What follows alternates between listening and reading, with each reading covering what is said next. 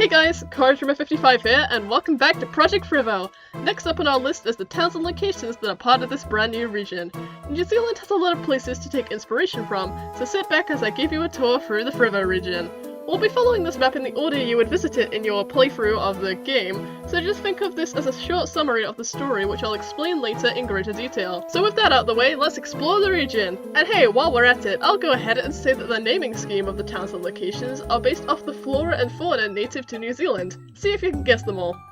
You start your journey on Stewart Island, a large island off the coast of the South Island inside of Queenstown, which is based on Oban. This humble little fishing town would be a popular tourist destination for people from the city, so an important place of notice would be a ferry terminal which goes to several places in the Fritho region. There would also be a lighthouse to help guide ships through the night, a fishing pier where many local fishermen gather, as well as a popular restaurant that is on the go-to on many people's vacation lists, due to its reputation of being run by one of the gym leaders. As you finish exploring this bustling community, you receive your starter Pokemon from the professor and board the ferry towards Rattatown, based on Invercargill. Here is where the Pokemon Research Lab is situated, and you go inside to receive your Pokedex. But after that, you're able to view some right-horn racing on a nearby racetrack, as well as take a stroll around a park based on Queen's Park. After collecting your first gym badge from the gym here, you're asked to deliver a letter to the gym leader in the next town, Margutown, based on Dunedin. Here you will be able to explore an old castle based on Larnaca Castle, as well as the botanic garden around the back of the castle, and in both places there would be lots of trainers to fight and items to pick up. At the end of the castle you would find the gym leader and deliver the letter, and you make your way into the gym to retrieve your second gym badge.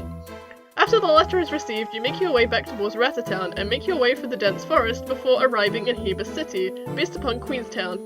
Here is where the Pokemon daycare would be, as well as several sights to see based upon Gillies Point and Kawaru Falls. There would also be some golfing turf here, where you can borrow some equipment and battle some trainers along the way. Before you make your way towards your next destination, however, you're met with an amazing sight, the Sira Nature Reserve, based upon Mount Aspiring National Park. There would be an array of different Pokemon and people for you to encounter here, but you would also have your first encounter with some visored individuals too. After exploring the nature reserve, you'll make your way into Sira Town, based on Timaru.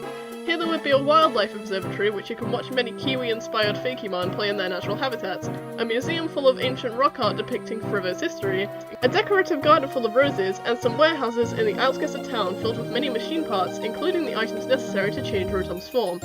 After collecting your third gym badge here, you travel towards Gentian City, which is based upon Christchurch.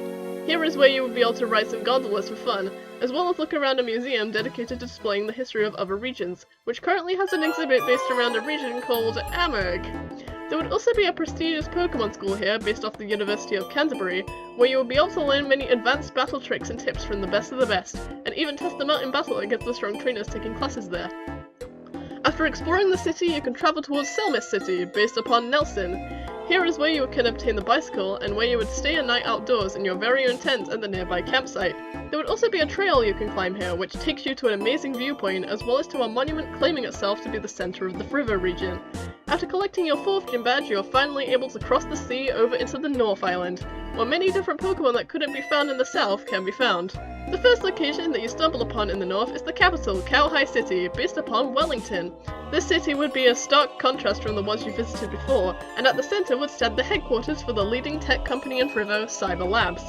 Despite the bustling nature of the city, there would still be a cable car that takes you up a mountain, where you can see the entire city from, and also view a monument dedicated to the settlers of Fritho.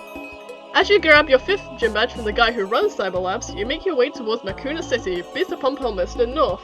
Here there would be a cathedral that contains lots of ghost-type Pokemon, a large park based upon the Victoria Esplanade, as well as having the option to walk down the riverside and encounter many people and trainers to battle and talk to.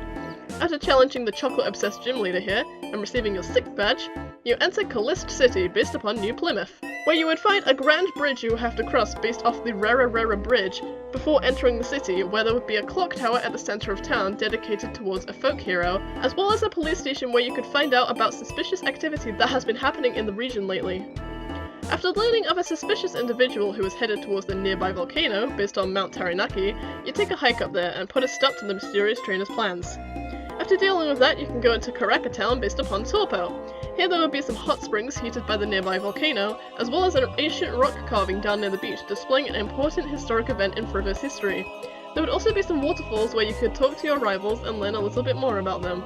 After beating the gym here and receiving your 7th gym badge, you travel into Myoso City, based upon Hamilton, but not before you're dragged over to a press conference ran by Cyber Labs, where they reveal their new invention to the crowd.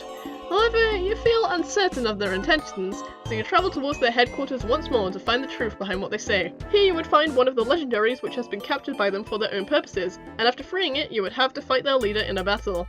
After they're defeated and the day is saved, you are able to go back into Miyoso City, where you would find a large shopping mall where you can buy lots of items, a sizable lake where you can fish up some rare Pokemon, and also the game corner, where you would be able to play a version of poker in return for grand prizes. And you would eventually have a match against a hooded trainer who reveals themselves to be...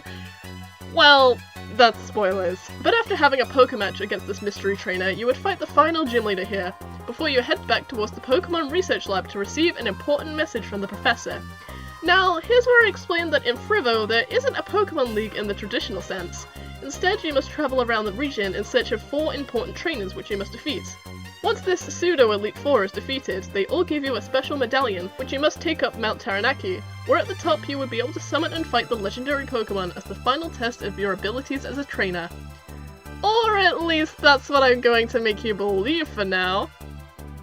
During the postgame, there would be an important side quest which would take you several places around the region to tighten up any loose ends that may have been left during the main story, as well as being able to capture the other legendary. You would also be able to traverse the Northern Peninsula here and face a powerful trainer at the end as the secret final boss. Okay, now that's the towns and locations section done and accounted for. Of course, this was just a brief overview of the locations that would exist inside of the Fritho region, but that's only because I want to leave the rest of the story as a mystery for now. But I hope you still enjoyed learning about the important landmarks and locations which I've researched to take inspiration for Fritho from, and I hope you look forward to learning more about the region in the future episodes. Next time, we'll be going through all the new Fakemon I've designed for this region. So bye bye for now!